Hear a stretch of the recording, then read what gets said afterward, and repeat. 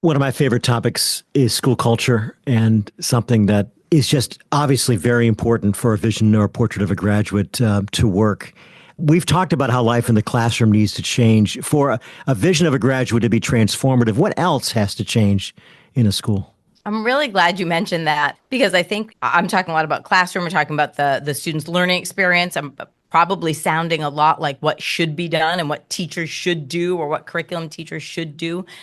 And there's no need for that. It can really be a collaborative learning experience for the educators as well. And that happens in a culture of trust with a lot of professional autonomy and true cultures of professional learning. So in the school districts that I talk to that I think are really moving most towards transformation and arriving at systems that very naturally are conducive to creating the graduate that they purport to want to graduate.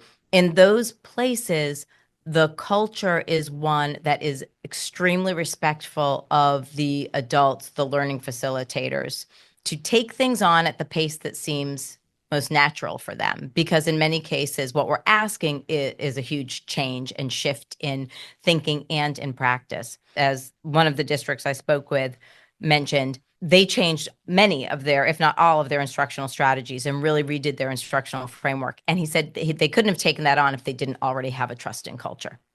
So I think you're right to bring that up and talk about the trust that we have.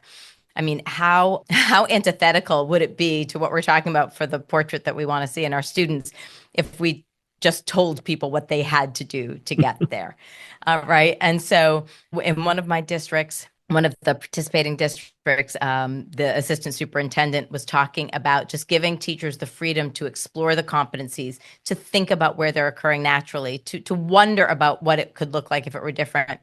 And she had a group of, I think, fourth or fifth grade teachers who said, oh, we have to move to portfolio-based assessment. And the assistant superintendent said, well, that's in the plan, but 2 to 3 years down the road. And they said, no, we have to do this now.